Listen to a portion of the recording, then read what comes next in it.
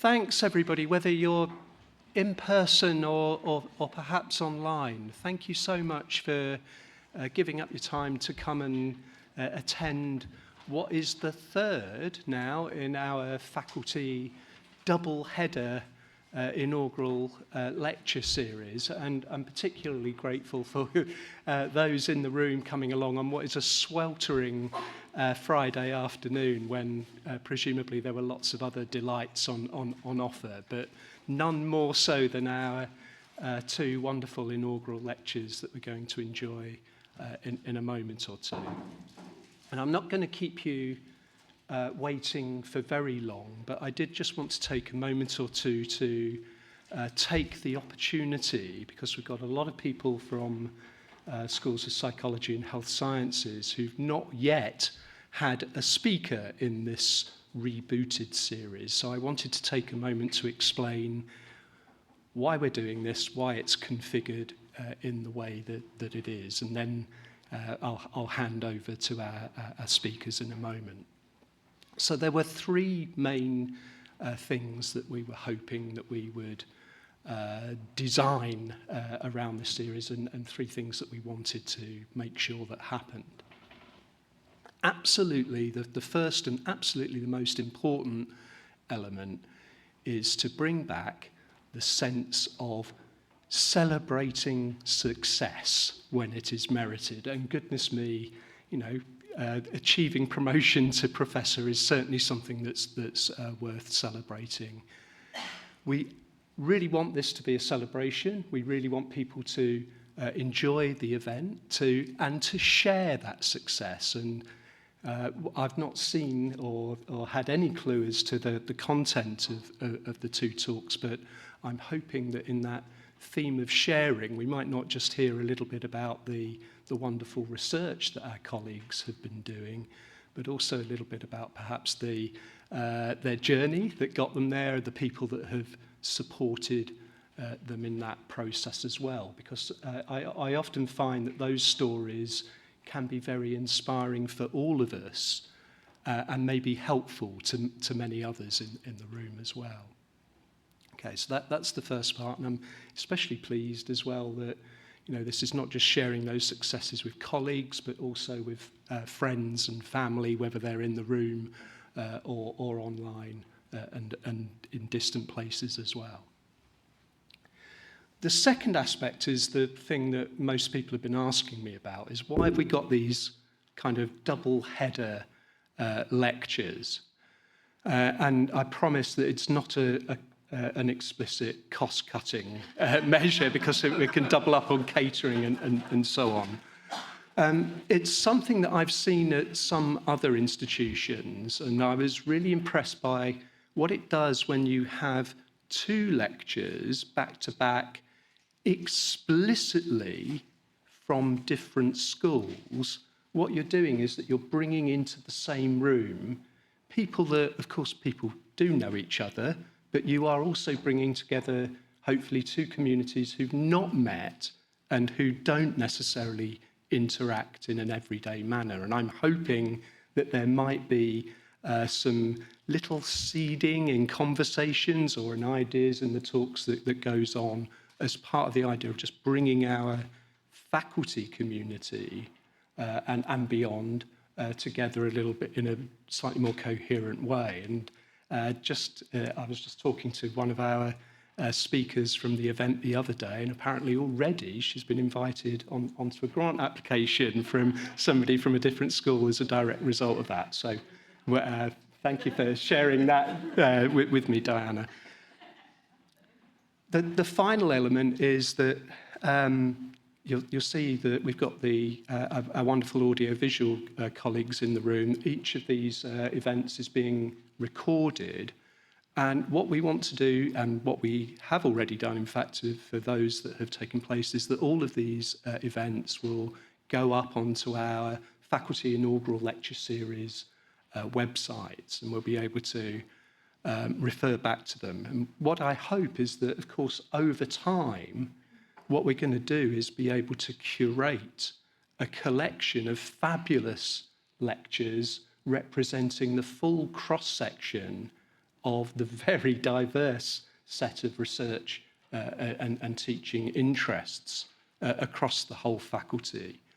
And because inaugural lectures kind of almost have to be pitched to a wide audience, part of the importance of that is that that's something that we want to actively promote, curate, disseminate as part of our public outreach and engagement strategy.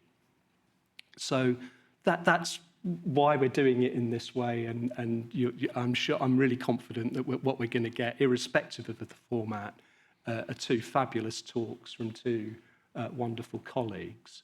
So I'm going to shuffle off this part of the stage in a moment. What I would like to do is invite Professor Charles Leake to come forward as the Head of School of Psychology to introduce and give a little bit of biographical background into the first of our two speakers today.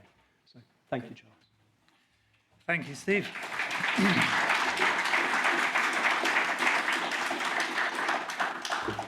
So as the head of department, it is an honour and a privilege for me to be able to introduce my colleague, Professor Hanna Kovshoff, to the inaugural lecture. There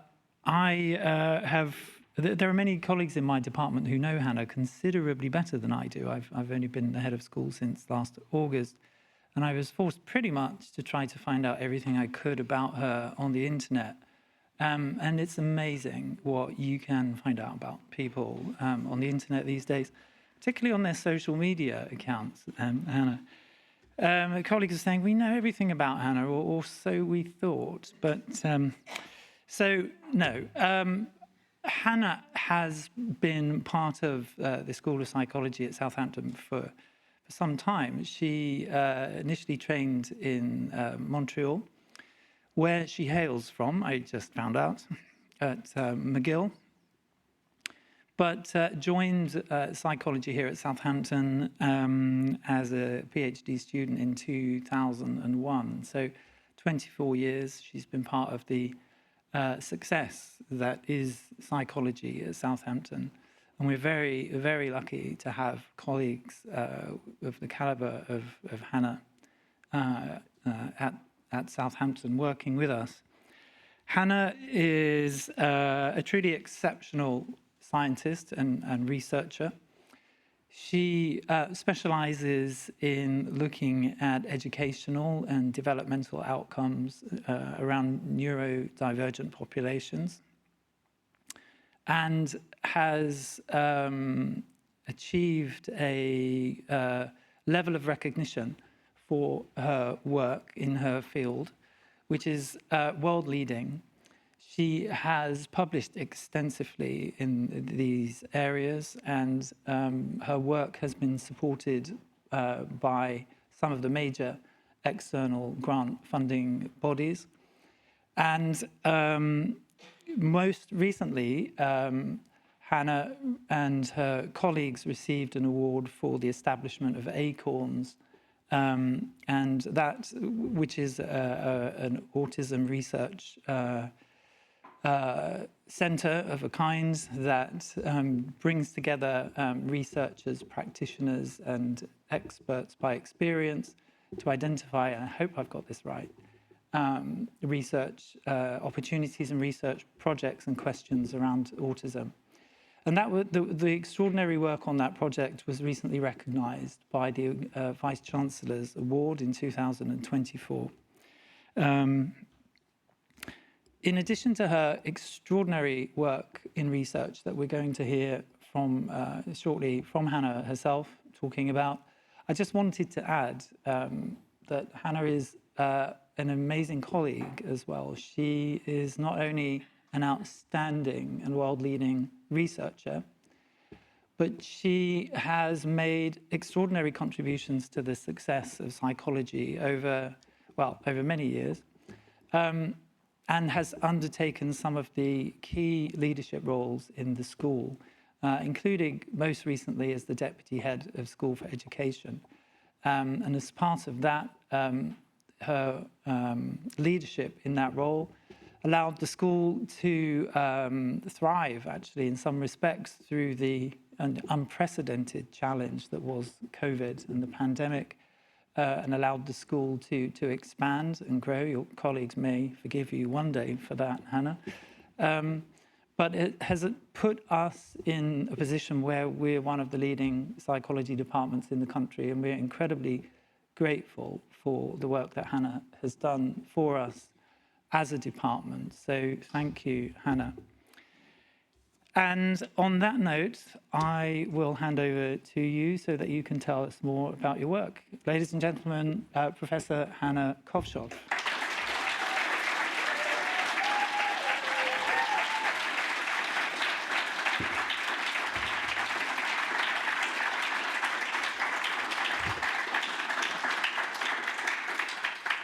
Thank you so much. Thank you, Steve, for organising these, and thank you, Charles, for that, overwhelming introduction. I am never going to be afraid to Google myself again. Thank you so much to everyone who's come. There's so many friends and amazing colleagues and students and family and people who are no longer at the university coming back. I'm incredibly grateful that all of you have come and for your support. And hello to everyone online. I think my family from Canada, some of them are listening online. So hello to you. Hello to you. I don't know if you can see me. So I want to also say thank you to the FOSS team who've been really supporting all of this as well. And have also been listening to a lot of my anxieties throughout planning this. So thank you, Alison.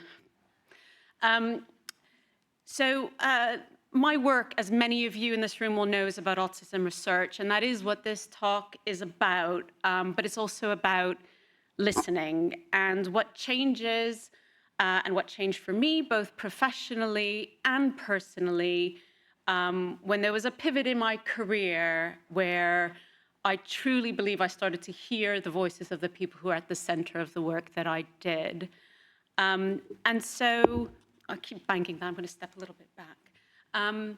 And so it is a talk about autism research, but it's also a talk about how my thinking and my research questions and my research practice have all sort of been shaped, not by theory alone, although of course that's been hugely influential, but by the voices of neurodivergent children and families and collaborators who are in the room today, many of you. So really grateful for all of your challenges and thoughts and work that we do together. So the first thing I'm going to say about listening and the importance of listening is that listening begins at home. So I grew up, as Charles said, in Montreal. I grew up, this is my house where I grew up. It's a duplex in Ville-Saint-Laurent, Montreal. That's obviously a Google Street View. That's not what it looked like when I grew up. You could tell a little bit what it looked like when I grew up. Unfortunately, the logo's over my face, but maybe that's a good thing. That picture of me sitting on the balcony that's in that second story in the 1970s. And you could tell it's the 1970s, not just because I have a bowl cut, which thankfully that word is hiding, but that both myself and Ernie can fit through the railings of that balcony. But I grew up in that house in Montreal, and for those of you who've been to Montreal, it was, and it still is, a city of stairs and hills and stone buildings and cobblestone streets. Incredibly beautiful, but really unfriendly if you're a wheelchair user. And the picture below is my grandparents. So we lived in that top floor where I'm on the balcony. My grandparents lived in that middle floor. And my grandmother in her 50s had a stroke and was paralyzed on the entire left side of her body. And she spent nearly half her life in the wheelchair in our house because there were, in the 1970s and 80s when she was in her wheelchair, there weren't any accessibility standards in the building codes. The shops and apartment buildings and schools had narrow doors, and many of the pavements lacked curb cuts. And, Montreal in the winter is not a very friendly place for anyone, much less somebody who needs to get around in a wheelchair. And the wheelchair itself, if you can see, is really kind of heavy and metal, and it's made of wood. It certainly wasn't electric, which would have made mobility so much harder. Canada also had no disability discrimination rights in the 70s. Actually, the Canadian Charter of Rights and Freedoms came into effect in 1982. I have no memories of my grandmother leaving the house. My grandmother didn't leave the house. She was confined to her home and to her wheelchair. And if she did, which I have no memory of, this comes from my sister, she only did it in an ambulance. That was the only way that my grandmother could leave. So we had no stair lifts or, ramps or anything. But I don't remember those barriers, obviously, about my grandmother. I remember her humor and her cooking and her love, and she was a wonderful human being. But I did learn something really important about voice through my grandmother, and that means that voice doesn't always mean that you are being listened to. And I often wonder what she must have felt having to live her life like that in her home, in her chair, for nearly half of it. And probably I would say that's where my fascination with voice began. So really kind of seeing about how the systems that sit around us really kind of fail to hear some of the people who live outside what is considered the majority. So of course I didn't call it disability studies back then, but I did know something about voices that matter, and that some voices were harder to hear, and not because they were quiet, my grandmother certainly wasn't quiet, but because we weren't listening in the right way or we weren't listening properly. So this is the formal photograph. So in the previous photograph, my grandparents were celebrating their golden wedding anniversary, and this is the formal photograph that sort of they took. And if you notice, actually, her wheelchair is hidden by a black blanket, and her arm, which, she was paralyzed, is kind of placed on her lap so that it doesn't droop and it's not looking like that. And, this part that was, 50% of my grandmother's life that she lived and 100% of who she was as a disabled woman is kind of erased from this photograph. So that's the sort of origin story that led me somehow to autism research, but it's kind of about understanding how we communicate and how we listen. So today I'm going to talk about neurodivergent voices, but I also want to talk about how that listening to those voices changed not only how I do research, but how I think about research as well. So I'd like to argue that if you are listening properly to one's voice, that it should shift your perspective, even if you don't agree. But it's useful for us to first define what we mean by voice. And I really like this definition by Ashby, who talks about voice as the ability to express oneself and be heard by others that can be encompassed by text, nonverbal communication, gestural communication, or importantly, silence. So the idea here is that we don't have to communicate through words or through quote unquote typical means, that actually we need to find ways to listen to voices that communicate differently. And voice is really important because we need to think about whose voices form part of the dominant narrative. So whose voices do we hear when we read about research or we read about anything in the papers, which no one wants to do these days, but whose experiences are taken seriously and whose stories get told. And the reason why we need to think really hard about this is because voice is power. And those of us who have the loudest voices and are part of the dominant narrative have the most power. And a lot of the work that I'm going to talk to you about a bit later in this talk does address these ideas of epistemic injustice, the knowledge that we understand and that we know, where does it come from? And it promotes those voices that sit at the margins of that sort of dominant narrative.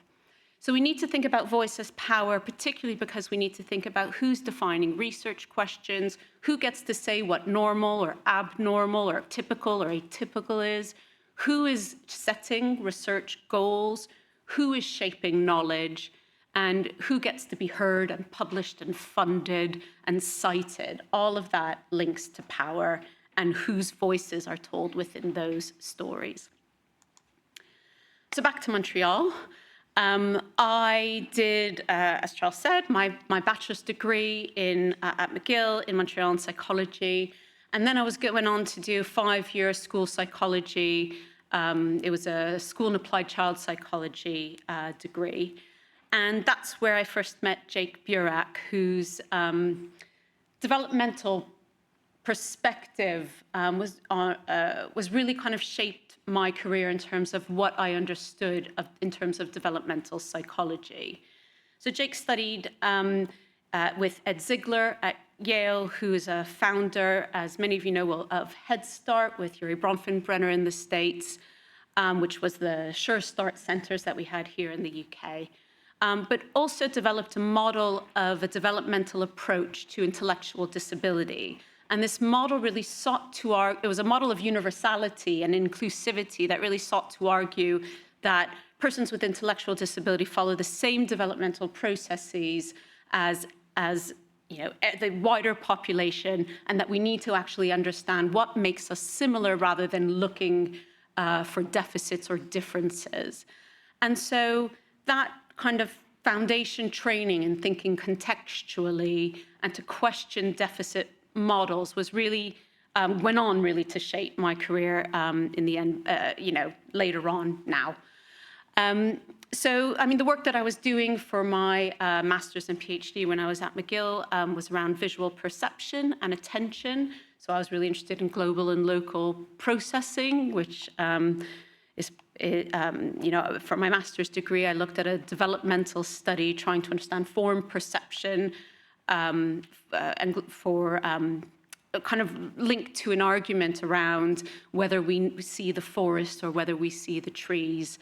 And I was going on to do that study for my PhD with a group of autistic people as well, once I'd done it developmentally, with the idea that there's strengths in global perception that were interesting to sort of understand in relation to developmental psychology as well. And that was going to be my PhD. But that's not what happened, because my best friend here from Canada, Leanne Hawthorne, who I actually also think is online.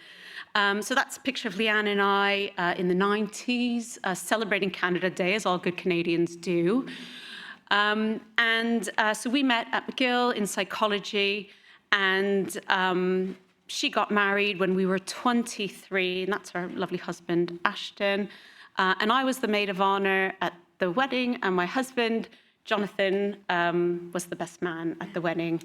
And we met there, and within a few months decided that it would be a really great idea if I just moved to the UK, and much to my father's absolute horror, but I did it. We decided, and I decided I'm going to move to the UK because I fell in love, and luckily that all worked out very well.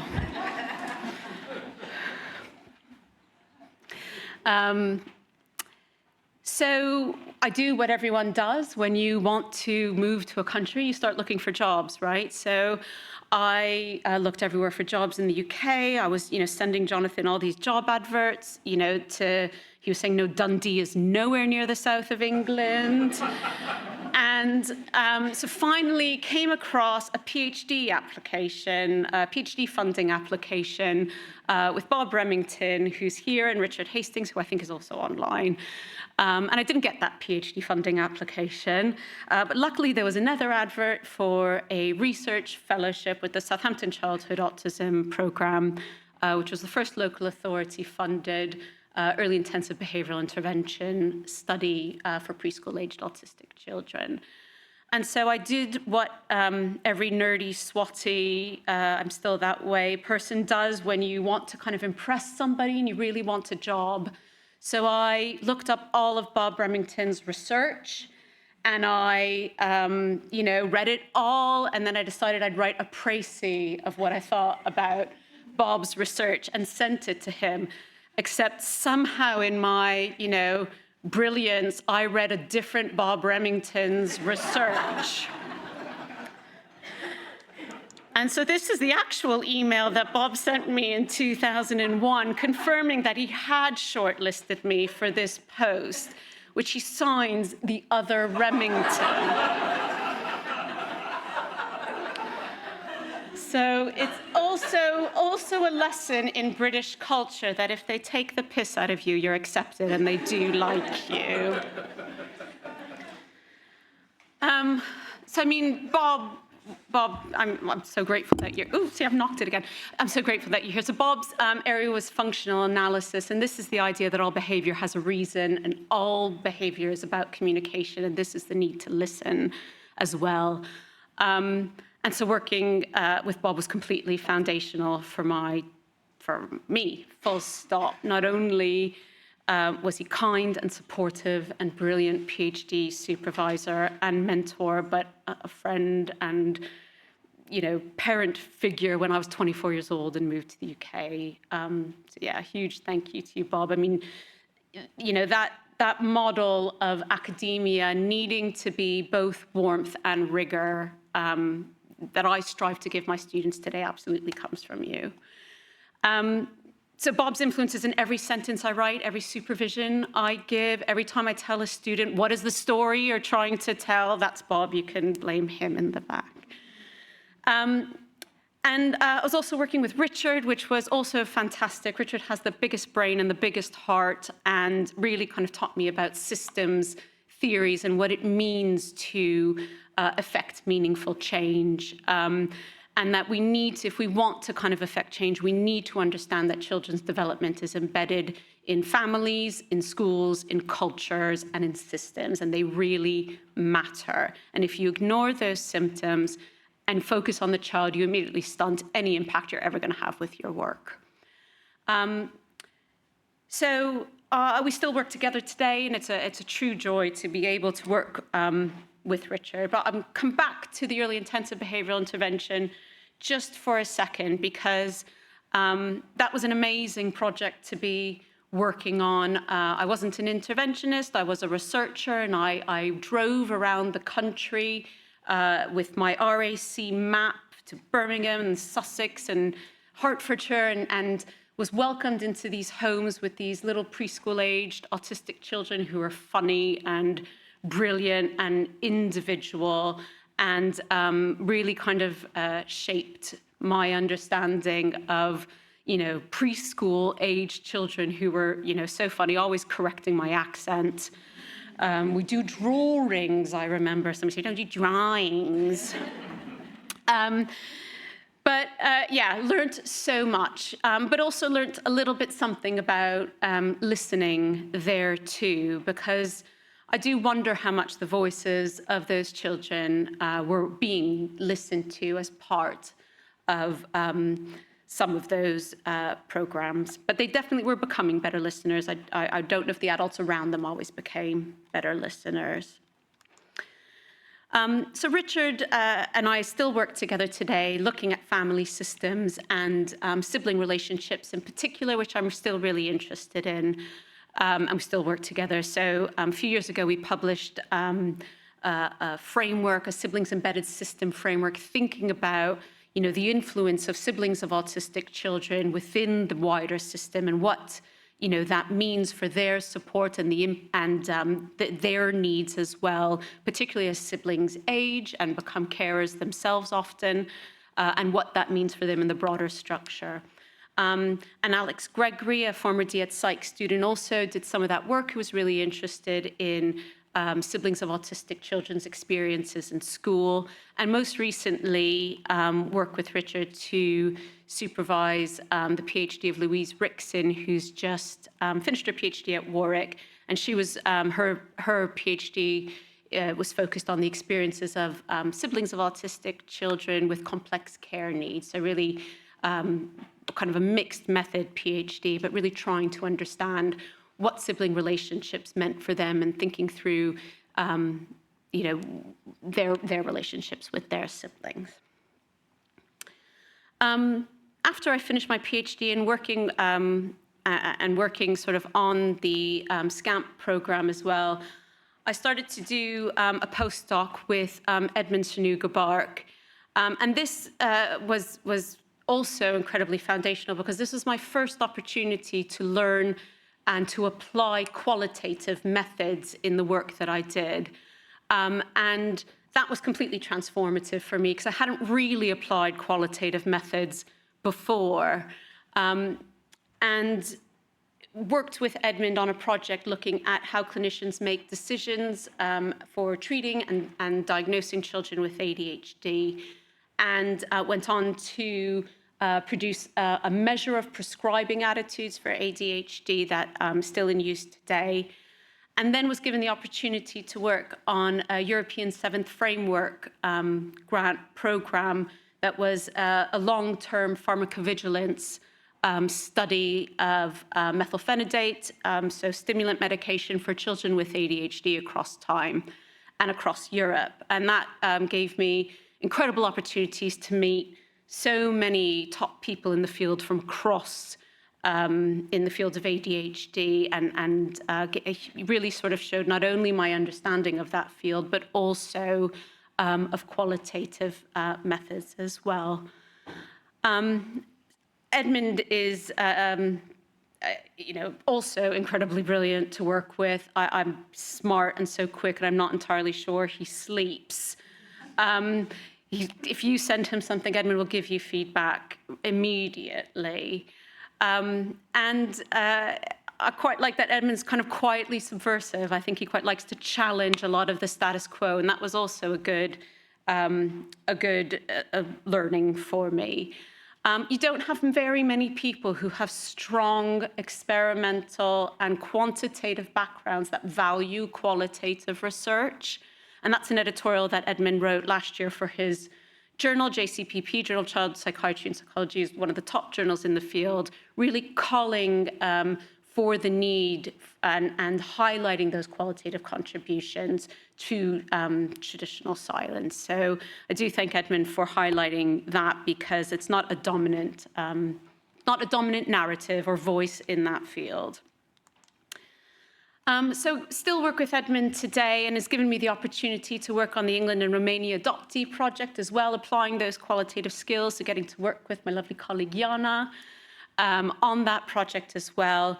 And most recently, I've been part of one of the qualitative leads on a large evaluation of a app designed for parents to support them with their children on a wait list for ADHD, support their behavior. And Ellen Hedstrom, who's a former PhD student of Jan and I, who did some brilliant work on asylum-seeking parents and parenting, is the Southampton researcher on that grant as well. So very grateful to have had all of those experience, which entirely shaped kind of what came next, really, in my career. And, like many researchers in the field at the time, I kind of started with those frameworks that were dominant in the field. So those were the dominant voices that I used. So those medical models, those behavioral models, core deficit models, that's what was dominant, and that's what I learned. And so we were asking research questions around how we change autistic children, and not what autistic children needed from the environments and the people around them. And so if I kind of had to name one turning point in my career, it was this. I kind of started to realize how easily we were talking about neurodivergent children and how we were designing interventions for neurodivergent children. We were evaluating outcomes on neurodivergent children, but we never really asked neurodivergent children what mattered to them and what research they thought should be conducted and why that mattered. So I was collecting data and I was doing well, but I really wasn't listening in the way that I wanted to. And I think that realization changed everything. And then I met Sarah Parsons, who is not only my partner and collaborator in Acorns, but one of my very best friends. Sarah was doing participatory work long before it became fashionable and cool. Everybody's doing it now. But reading Sarah's work, and then, serendipitously, she joined the university, and meeting her really kind of gave me a blueprint for that collaborative, community-driven research that I really longed to do, but didn't quite have the language for yet. So together with Catherine Ivel, who's also here, and Mark Fry, we founded Acorns in 2016, and I'll say a little bit about that in a minute. But suffice to say, anything that's coming after this slide wouldn't exist without Sarah. I think Sarah really taught me what participatory research really looks like, that it's a deep methodological and ethical commitment to your research. And giving up power is messy and unpredictable, but it's always more meaningful in the research that you do. And so listening isn't passive in that research, it's generative. And that was a really important learning and insight for me. And this kind of happened alongside a paradigm shift in the autism research and practice field as well. So I've said a little bit about those traditional autism research and practice models, which are very dominant. You know, the neurodiversity perspective, mostly within the last 5 years, really started to take hold. And neurodiversity is this idea that we have natural variation in human brain structure and function, and that any differences in that structure and function are part of normal variations. They're not deficits to be fixed. So different brains are naturally going to interact with environments in different ways.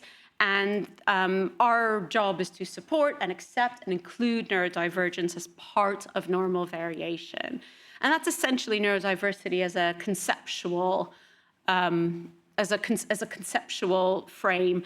But neurodiversity is also a political movement, and really what kind of stems behind this, which is born out of the social model of disability, that people are disabled by their environments. It's a social justice movement that advocates for the rights and the inclusion of neurodivergent people directly, challenges deficit models and ableism, so those societal structures and attitudes that marginalize or minimize neurodivergent experience. And this really matters for the research that we do, because this is some work by Murray thinking about children's voices in relation to human rights. But you know, she says if children's experience provision that's attuned to their interests and needs, they're more likely to find that it has meaning for them. And that if meaning is a part of subjective well-being, we all need to find meaning in what we're doing and learning, then children's well-being can be enhanced when we take their own views into account to inform their educational provision. So like groundbreaking, right? You know, we think we all know that, but we need to ask how much that's actually done in education generally and autism education specifically. And those environments are also incredibly important, because we know that a lot of the distress behavior that autistic people may experience, the so-called behavior that challenges, can be attributed often to the stress and anxiety of being in environments that are not tailored to one's needs and not tailored to one's experiences and what they need from that environment. And this is even more important because often we don't hear voices at all. So this is a Section A, it's a statutory document. This is a real child's education, health and care plan. You can see that in this section where it includes child's voice as part of that statutory right to contribute to your education, we're told here that Oscar is unable to give his views, and that's what's following him in terms of his education and health planning. I bet you're getting really annoyed in the technicians that I keep doing that, I'm sorry. So this gets us to Acorn. So around this time, all this was happening. I meet Sarah, the light goes, the light bulb moment for me, and Catherine Ivel from Avery Nursery and Mark Fry from New Forest Education. We all sort of came together and thought, how could we do this better? How can we place autistic voice at the center of our work? How can we understand that, and how can we make a difference? What do we need to do for that? We need to bridge research and practice. So those questions from research are going to come from practice, and that way we're going to have impact in the work that we do. And so we came together with this idea in 2016 with £5,000 of funding from the Public Engagement and Research Unit at the University of Peru, And we had this aim that we were going to do this. So it was kind of this belief that we were going to do research with autistic people and with practice and not on them. And we've worked really hard, and we've grown really nicely in it's nearly a decade. So, you know, we've grown into a really flourishing research group, a space where schools and families and autistic people and researchers and practitioners all come together to enact research and practice along a shared sense of values. And those values really underpin the work that we do around voice and co-production and participatory work, and autistic voice at the center. So this, you know, we aren't really good at doing super fast research where we can send out, although Alana, you're going to do some prolific and you're going to change that for us. But generally, Acorns is about very slow research and relational research. So we co-produce our funding applications and our papers and our you know, the work that we do with the dissemination of the work. And we've worked on amazing digital storytelling projects and educational tools and resources and transition work. And so we've built this research that isn't about voice, but with voice. And that is challenging sometimes for ethics applications because, you know, you want to say, we're going to do this work, but we don't quite know what people are going to want to do or how they're going to want to communicate or what sort of measures we're going to use.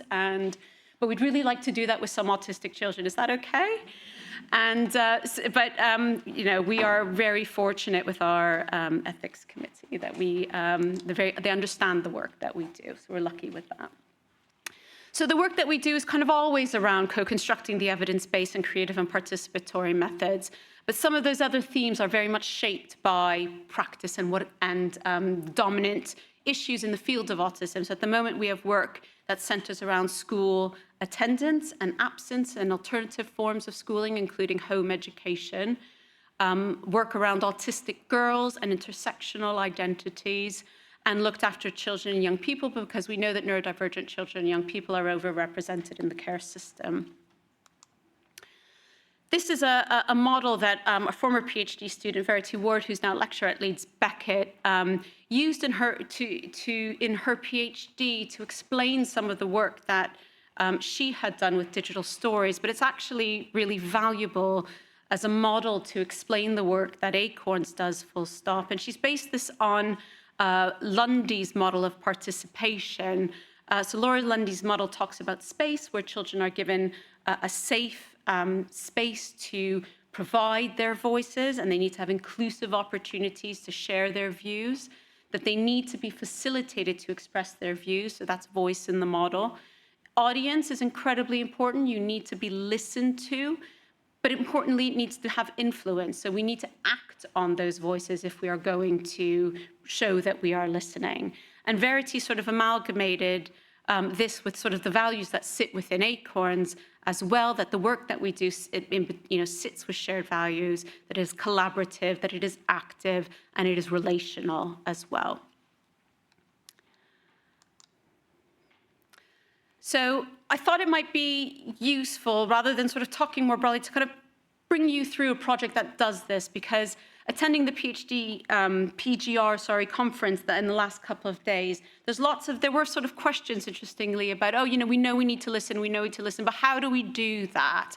How do we do that? And so I hope I'm going to provide some sort of ideas, at least, into the how we access those voices and those views that are harder to reach and address those power distributions through co-constructing methods. So this is School Days comic, and this is a comic book that we co-produced with autistic children from New Forest School and illustrator Sam Davies. So we've done some early work around transitions and trajectories for autistic children, and we found out some of the strategies that were really helpful in their transitions through education. And actually, Felix, you were a little bit part of that work as well in your undergraduate project. And so we had a little bit of work around that. We certainly had some work in co-produced methods, but we wanted to sort of really work to bring that together into a resource. And we met illustrator Sam Davies, and we applied for some funding from the university's Impact Acceleration account. And we did this sort of little impact project that has had, quite amazing impact. And we worked together as a team with the autistic children to kind of collaborate on creating the characters in the comic and the colors and what titles and the words we were going to use and the strategies that are in there and the storylines that sit within it. And we did that through holding these workshops at New Forest School and at the Hansard Gallery as well, where we embedded it into their school curriculum. So in English, they were thinking about strategies and transitions and support and feelings and what that meant for them when they were going to school. And in their art classes, they were learning with our illustrator Sam how to create comics and how to design and what colors are best to kind of include in the comic book. And we created this kind of fantastic resource, and and you could still work in this way and do all the academic things like publishing it. And we've had some, funding from our Faculty Knowledge Exchange and Enterprise Fund as well to do a print run of these comics. And we've recently sent them out to 350 schools in the local area around this time of transition, with sort of a note saying, if you're interested and want to work with us to think through how this can be included in your transition offer and want to kind of help us understand the impact of this, get in touch. And so schools sort of opt in to doing that research because it's never going to work if you're knocking on doors. And we also have collaborations using the comics with Southampton City Council and some colleagues in the north of England as well, in Kirklees. So we're really excited to find out how School Days then gets kind of impacted through children's views, what it meant for them to have this booklet, and what it means for the planners of transitions to include a comic that enables children to have conversations about those anxieties around school. And thank you as well to my son Noah, who stuffed 350 envelopes with me last half term. So thank you. So working in this way matters because of everything that I sort of said earlier around voice and power, but certainly research is much stronger when it's co-created. And when that interpretation and dissemination is co-created and the work that you're doing is in those settings that really need it, then impact is baked into that model and it has the impact that you want it to because it's working with the people that are going to use the research that you are engaging in. And it enables us to challenge those traditional hierarchies in research and create kind of really meaningful, impactful, ethical research in that way. The other thing that's really brilliant and important to work in this way is those relationships that you do build through working in this way, because you end up with a partnership that is kind of centered on respect and trust and dialogue and mutual learning. It's absolutely bi-directional. And that means, as an academic, you're always learning and you never have to be the expert in the room, which is a very comfortable space for me. And you change what you do and you change the systems around a child. And that's exactly what we need to do if we want to affect change. So currently, I'll say a little bit about the work that we're doing at the moment. So we've got some work focusing on school non-attendance. Chloe Eddy, PhD. We've got a British Academy funded project looking at autistic girls, a grant as well that was co-produced for autistic girls who struggle with attendance. And here we're using kind of secondary data, big data, to understand the national picture of attendance for autistic girls across England and over time. So we've got data from 2016 to the present. And we're also doing a co-construction, a participatory research project with autistic girls and families to think through some of those strategies and what would make a difference to them and how to really build that relational understanding with schools so those settings are safe places for autistic girls to go to school, because we know that autistic children generally, but autistic girls particularly, are more likely to be absent from education. And that brings us to home education. So we've got partnerships with the Home Education Collaborative, and we're building a research grant at the moment, trying to understand those views and voices of home-educated children and families, because they're also nowhere in the literature, and are really important to capture, because there's a lot of political and societal changes happening around educational provision and educational monitoring that has a huge impact on these groups of people who don't have a voice in this process.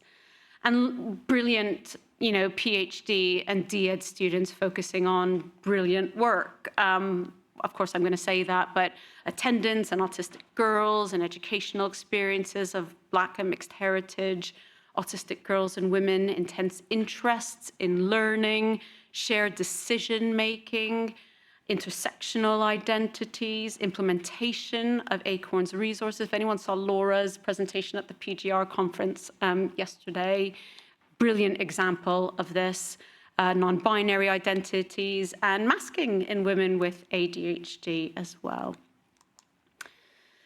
So I'm optimistic, essentially, is what I'm going to say, that the tide has kind of turned in autism research generally, that is increasingly including those voices of autistic and neurodivergent people. But I think the next shift for us in research and practice is to really ensure that we demonstrate that we're listening. So it's about how we as researchers listen to, or alternatively silence, the voices of those people at the margins. So I think the future of research in autism, and I'll go so bold as to say applied psychology more generally, but I think lies in participatory and interdisciplinary and justice-oriented approaches. And there's still so many gaps that we need to address, which we're only ourselves at the margins of, intersectional identities, gender, culture.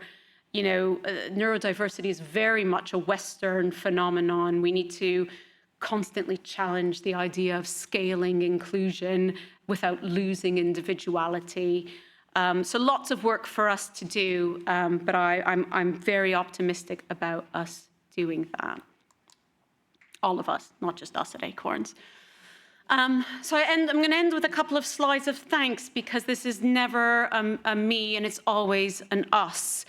So huge thank you to all of those children and young people and families and practitioners and schools, some of you who are here today who open your doors and allow yourselves to question your practice, which, as Mark Fry always says, is a scary place to be.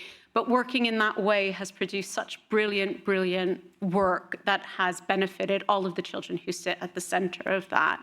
So thank you to all of those children and settings and families who share their voices and their stories with us. There you go. Obviously, a huge thanks to Team Acorns. I hope I've captured everybody on this slide, so anxiety-provoking. Huge thank you to all of you, past and present. I have been so lucky to have some amazing, amazing mentors who supported me in not only research, but also in leadership opportunities, and all become really sort of brilliant people that I absolutely respect and value, and your influences in their everyday. I remember, I think my husband said once to me, hire someone smarter than you so they can make you look good. And that is absolutely all the PhD and DEd students, and these are some recent students or current students who are working on the research that I've kind of talked about today. Huge thank you to all of you. Thank you to my family who's sitting over there. Recently went to Reykjavik. That was, yeah, we did good. Yeah, I don't know, for some reason I questioned my own self. Now the anxiety is really coming, but I know I'm coming to the end. Thank you to my dog. I wanted to put him first, but I thought that would be controversial. My sister, stepmom family, Canadian family, English family. Thank you so much to all of you. And thank you to those voices that still guide me. So my mother-in-law, who we lost way too early, I still absolutely think of her every time I think, what should I do now? And my dad, who sadly lost last March, and I was never able to say that I was promoted to professor, and he still asked me all the time, have you got tenure yet? I've really got tired of explaining that I don't and I never will, but so yes, Dad, I have tenure, thank you. And of course, my grandmother. And so any good inaugural, when I Googled it, you're supposed to leave people with something that they could do and take away with them. So I'm going to give you a party bag in the form of a birthday present rule. And this comes from the work of Paula Cluth, who wrote in her book that when you read a description of a learner, examine a report about him, or listen to his team discuss his profile, you should be able to generate an idea for a birthday gift for him. And if you can come up with a great idea, you should be able to come up with good ideas for teaching materials, positive behavioral supports, lesson formats. And of course, this works for children thinking about what to buy them for their birthday, but it works in all of the work that we do with all of the people that we work with. So that's my gift to you, my parting gift. So this lecture began with voice, and it's going to end there as well.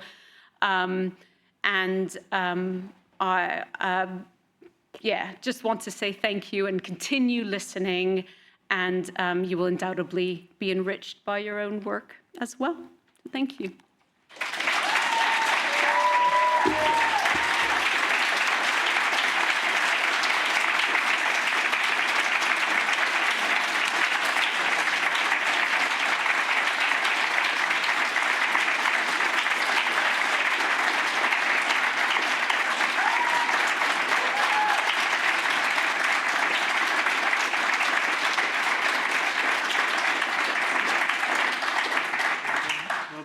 Thank you. We do have a few minutes for questions from the audience, or indeed online as well. There is some method of finding out if there are questions online. I think Diana had really hard questions on Wednesday, so please be kinder to me.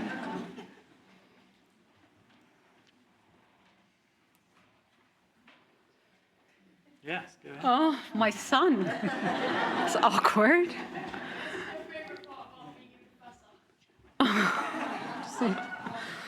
What's your favorite part about being a professor? I get to work with amazing, lovely colleagues and students and people and schools and the work that I do. That's my favorite part, Noah. Thank you for asking.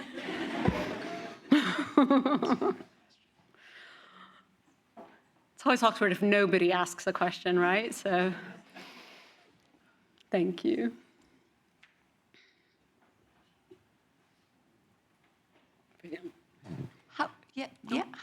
Hi. Oh. Hi. Hi. Just because it's nice to ask a question, right? Yeah. And not. So, what is one of the most interesting things that you learned through your work? You know, that the things that really surprised you, where you go, oh, this is a really good example of us being completely ignoring those voices. Thanks, Anne-Sophie. What's a really good example of sort of realizing that we're missing those voices? It's kind of like hard to even think of one example, but I think it's about those things that you kind of never even thought about. So we kind of, as adults and as researchers, go in and make all these assumptions about what an environment is like for a child, or what learning is like for them, or what matters.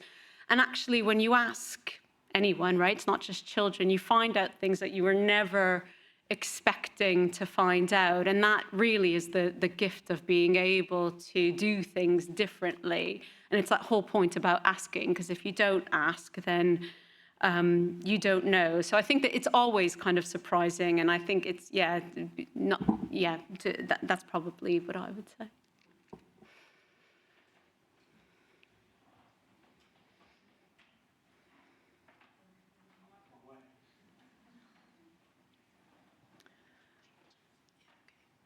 Hi, Hannah. That was absolutely brilliant. Thank you so much. Thanks, Megan. I was curious about whether any of your research or perhaps a side effect of your research with children included the voices of their parents, who are often even less heard in a way. Yeah, thank you. I mean, I think earlier work that I've done included parents much more than often some of the work that we've done within Acorns, because that's very much been a collaboration between us and schools and practice. But certainly some of the work that we're doing now on the British Academy grant that Chloe's also working on really is aiming to work with parents and autistic girls to understand that absence, school absence, and the reasons for and the impact of, because of course that is that it is really important to include parents in that. And also that grant was initially conceptualized with parents who wanted that included in the grant as well. Some of the work within sort of ADHD parenting has always been about sort of parenting programs. But I think we know that's a little bit of a gap within some of our Acorns work, which we're addressing in kind of different ways. Yeah, thank you. Steve, we had a question here at the front. Okay. Thank you so much. A bit of a slightly personal one, if that's okay. It's clear that listening to other people's voices has been a real tenet of your career. And I was interested to see how you felt that that's influenced your relationship with your own voice and how you've demonstrated that to the many people that you've clearly influenced as a leader yourself. Wow. I would say there's probably still work to do. If anybody spoke to me about the minutes before this, I was like a quivering mess. I still am. I might actually just drop into the floor. So I would say that's a work in progress, probably. I'm probably not as good at voicing my own voice that I could be. I'm a much better listener, which maybe is why the research has gone the way it has. But I think that's an important observation and thought and question, and actually using your voice is also power, and it's and we need to be also using it in that way, in collaborative way. And I hope the work that we do does that. I hope that does come out for the worst. But probably my own personal voice that's the work in progress, I think, probably. I had this question asked of me of my own research yesterday, and I didn't have the answer. So I thought I'd pass it over to you to see if you did. How do we really get the people who need to hear the voices to hear the voices? So I was at your talk yesterday and heard that question as well, and I thought I would answer it in this one. So that's, so I mean, that is, I think, so I mean, there's multiple strands to that, right? So you do find that if you are doing research, and so your own research was the animal research. Well, no, your own research was I remember you're about school and people who are in pupil referral units. And I think there is, I mean, that is where co-production and participatory work for us works incredibly well, because those questions are always coming from practice and we're working really collaboratively to answer those. So we're kind of pushing at an open door, because the work, when you're doing participatory and co-constructed work in that way, you're answering questions that people want to know the answer to. And so the onus of listening is kind of baked into what we're doing there. I think it's much harder when you believe in something and you do work that's really important, and you don't, that hasn't been done in that way, and so it's harder to get the impact that you want. And that does happen to us also all the time. Sometimes you have someone who's really, a person who might work in a school who's really interested in the work, and they are the catalyst for that work that is being done, and then that person could leave, and it's not senior leaders or senior management who are able to sort of implement that.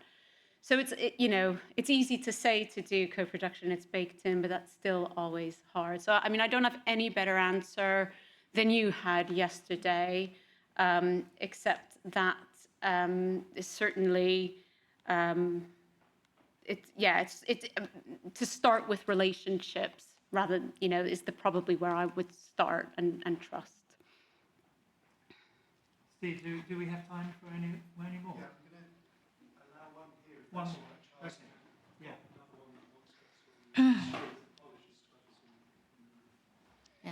just wanted to say thank you very much for a brilliant presentation and for sharing such personal details of your life. It was great, thank you. You mentioned in your talks that environments and also systems influence, of course, autistic children, people. And I'm just wondering, how has your research, if any, changed or impacted the systems? Because, of course, it's great to hear the voices, but to see how the work, and you've been doing the work for a long time, great work, and just whether there have been any changes or impact. Yeah. So, I mean, I could throw that over to some of our school colleagues that are here today. You could. I don't want to speak for you, but certainly the work that we've done together gets embedded into the practice that you're doing. And then because you've been part of that work, you're able to sort of move forward with that work. You don't need us to do it. And that's really the kind of joy of working in that way. And then, you know, it's always brilliant when sort of the people who are measuring the impact of schools, so Ofsted, also recognise that those relationships with us at the university, and that also has impact for you guys. I don't know if there's anything you would like to add, because I hate speaking for you, Catherine or Louisa or Kirsty. You could equally say. Well, I represent a very, very small part of education. Sorry, do you want me to wait? Anyone online? Thank you. I represent early years. So I've been in early years for many, many, many years. And my collaboration with Hanna and Sarah and Mark nearly a decade ago, we were part of the Digital Story Project, and the comment you saw that Oscar cannot make can't tell you what he wants is from one of the children that we were looking after. And the digital story then that we made of Oscar, and also I want to add, we shared it with his parents, and we did get a lot of parental feedback from them watching the digital stories and seeing what their children were capable of and what we were missing, because you can't watch a child and write. You're doing this all the time. And we put wear cams on them so we could see them in this little tent, and we thought he was non-verbal. But when you hear him picking the petals off a daisy and nearly counting, you realise that in the right environment, this is what he can do. And we are still making these digital stories. So that was, I don't know what year it was, but we still make them. But we've now extended it, so we make it for all of the children, not our children with autism, not the children that need EHCPs, but for all of the children. And mainly it's to share with parents so that parents get to see what their children are like when they're not there. And it's just continued. And I know that these guys over here are doing exactly the same. Do you want this?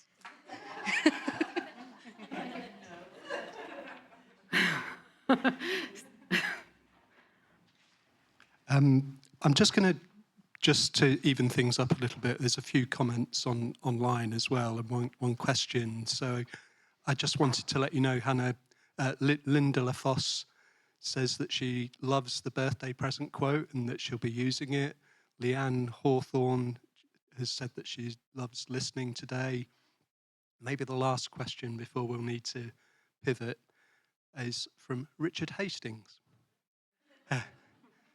And he asks, is there a piece of advice you would give to a new parent, one who has just learned that their child has been identified as autistic?